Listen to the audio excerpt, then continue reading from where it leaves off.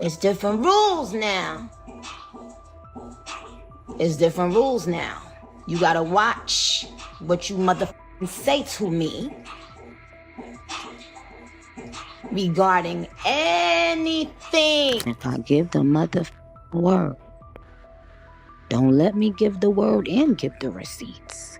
Oh, they on your ass forever. I want to talk about some things with the hotties.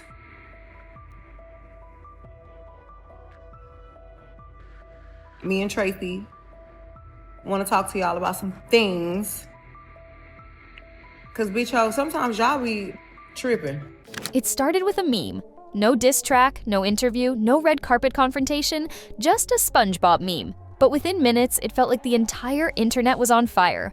Megan Thee Stallion had just stepped out of the 2025 Met Gala, serving one of her boldest looks yet. Hours later, she posted a cartoon of SpongeBob striking an oddly familiar pose. Look how beautiful. Stunning eyebrows. T. Angela's always T. Beautiful, gorgeous. I snuck my phone in. Just kidding. How do you say it, Michael? Swagger. Period. One that fans immediately recognized as a mock version of Nicki Minaj's red carpet stance that night. It didn't take long before Twitter threads lit up with accusations of shade, fans picking sides, and old wounds being torn open. To the casual observer, it might have looked like a harmless joke, but to anyone who's followed this story, that meme was a signal, the kind that says, the feud isn't over, it just went nuclear. But this post wasn't random. It was the latest shot in a war that's been brewing since 2020. Rewind to 2020, when Megan Thee Stallion teamed up with Cardi B for the chart-dominating hit WAPE. The track was a cultural reset, but behind the scenes, it set off alarms for fans of Nicki Minaj. Cardi and Nicki's history was no secret. Their feud had made headlines, sparked viral interviews, and even turned Fashion Week into a battlefield. So when Megan linked up with Cardi, many took it as a subtle betrayal. Then came the digital silence. Megan unfollowed Nicki on Instagram, and the internet did what it does best: speculate. Was it a drama? Was it business? Or was it something personal? We love you! Oh my God! Since in 2008, when I was in the 8th grade and I could listen to rap music on.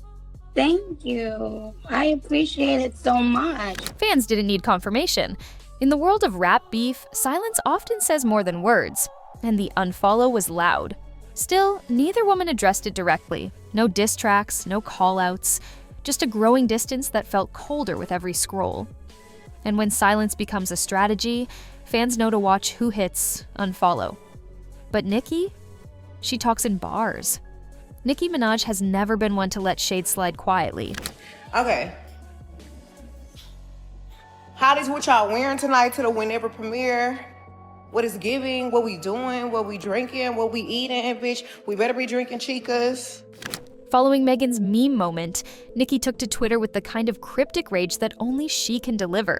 Pointed tweets that didn't name names, but made it very clear who the target was. She threw verbal daggers at a jealous flop who slept her way into the industry, and fans wasted no time decoding every word. Then she got even more personal, bringing up Megan's dusty little boyfriend and accusing her of trying to block a song from being released out of insecurity. This wasn't just internet back and forth, it was Nicki reaching into her arsenal and reminding everyone why she's survived more rap beefs than most have verses. The timing was intentional, the tone was sharp, and the message was clear. This wasn't about a dress or a meme. It was about loyalty. It was about respect. And for Nicki, it was deeply personal. But what hit harder than tweets were the verses.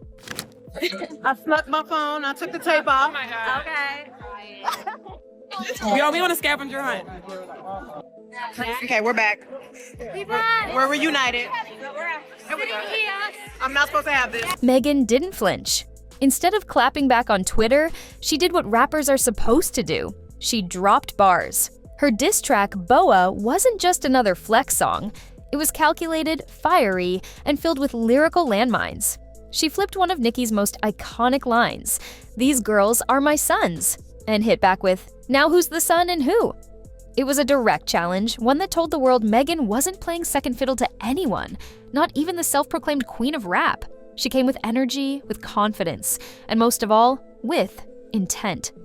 There were no accidental bars here. Megan made it known. She wasn't going to be painted as the rookie or the understudy. Not anymore. Then Megan crossed a line, or maybe she just exposed it. In one swift, icy lyric, Megan dragged the feud out of the studio and into Nicki's personal life. She dropped a line referencing Megan's Law, a U.S. law requiring sex offenders to register publicly, a clear, cutting jab at Nicki Minaj's husband, Kenneth Petty. The reference wasn't subtle, and it wasn't vague. It was the kind of bar that makes the room go quiet. Fans reacted instantly. Some praised Megan for being bold enough to say what others tiptoe around. Others called it too far, dragging real-life trauma and legal controversy into a rap battle. But either way, people were talking.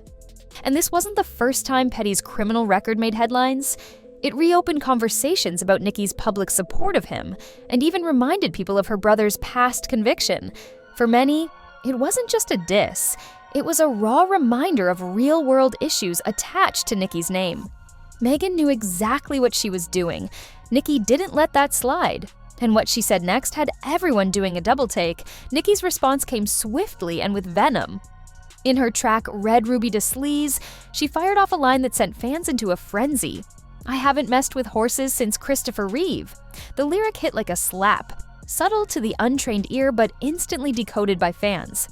Horses was a clear nod to Megan Thee Stallion, and the Christopher Reeve reference? Dark, controversial, and intentional. It was the kind of diss only Nicki could pull off, layered in metaphor, laced with venom, and hidden just enough to skate past obvious censorship. Some hailed it as lyrical genius. Others called it disrespectful and cruel. The rap world was split. Was this clever wordplay or a low blow? Was Nicki pushing boundaries or crossing a line? But Megan didn't blink. She doubled down in ways Nicki didn't expect. Megan didn't just respond with words. She turned her stage into a battlefield.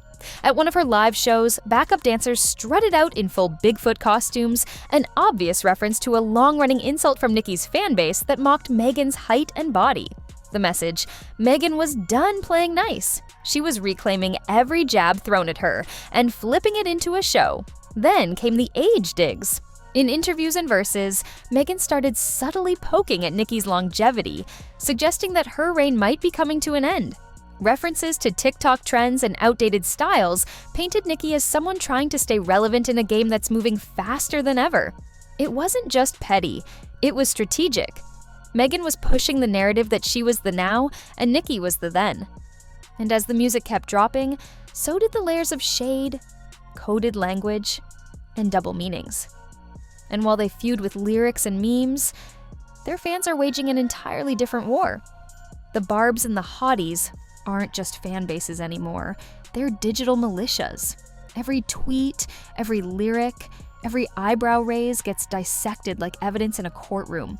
The comment sections turn into war zones, with memes as weapons and viral threads as battlefields. These aren't just stans, they're strategists. When Nicki tweets, the Barbs decode it. When Megan posts, the Hotties spin it into gospel. The drama isn't limited to music. It's living, breathing, evolving in real time. Behind the scenes, industry alliances are shifting too. Collaborations have become statements of loyalty. Some artists tiptoe between camps, while others pick sides and pick fights. And through it all, gender politics in hip-hop play a huge role. Female rappers are held to impossible standards. Be strong, but not too loud. Confident, but not cocky. Sexy, but not too much. And when two women at the top clash, the entire system watches, critiques, and capitalizes. This isn't just about rap. It's about power, relevance, and the fight to dominate a throne both women feel they've earned. At this point, it's clear. This isn't just a petty back and forth or a one-off moment of drama. This is a layered, personal, and public rap war that's been building for years. From memes and Met Gala outfits to bars that hit below the belt, Nicki Minaj and Megan Thee Stallion have drawn lines in the sand that neither seems ready to erase. Every track, every post, every performance feels like a new chapter in a feud that refuses to fade. And while the fans fuel it, the industry benefits from it. Streaming spikes, headlines multiply, and both names stay trending. Whether either of them will choose to de-escalate is still unknown. But one thing is certain. This clash isn't just about who said what, it's about legacy. Two women at the top refusing to bow. And in a genre where only a few thrones exist, sometimes even queens go to war. If you're into unfiltered drama, lyrical warfare, and the real stories behind hip-hop's biggest names, go ahead and hit that like button, subscribe, and turn on notifications. You won't want to miss what's coming next.